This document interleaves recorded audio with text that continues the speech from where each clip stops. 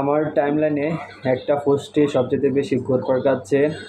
গতকাল থেকেই পোস্টটা হচ্ছে আইপিএল নাকি পিএসএল। তো এরকম প্রশ্নর কারণ একটাই, কেননা পিএসএলে বাংলাদেশের 3জন বাংলাদেশি খেলবে, আর আইপিএলে কোনো বাংলাদেশি খেলোয়াড় নাই। তো সবাই এই জন্যই পোস্টটা হয়তো করতেছে। তো বাংলাদেশে তো ভিউ খাওয়ানোর ধান্দা সবারই আছে, ভিউর জন্য হয়তো এই পোস্টটা করতেছে। তো আইপিএল আর পিএসএল দুইটা ভিন্ন দেশের ভিন্ন লিগ। পাকিস্তান এবং ভারত বরাবরই প্রতিদ্বন্দ্বিতা এবং সব কিছুর মধ্যে বিরোধিতা করে।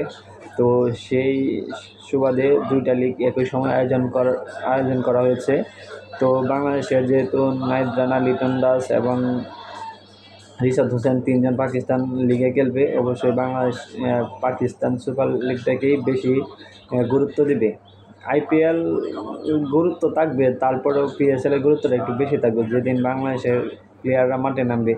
যেমন এক মুস্তাফিজে গেলে আমরা চেন্নাইয়ের প্রতি যে আবেগ, যে আউটটা ছিল, দেখেন মুস্তাফিজকে নিয়ে একটা পোস্ট করলে মিলিয়ন মিলিয়ন ভিউ আসে, আর অন্য যে ভিউ লাইক সব কিছুই আসে, কিন্তু অন্য একটা পোস্টে তেমন সাড়াও পাওয়া যায় না। তো এই দিক থেকে বোঝা যাইতেছে পিএসএল এবার বাংলাদেশে গুরুত্ব বেশি পাবে।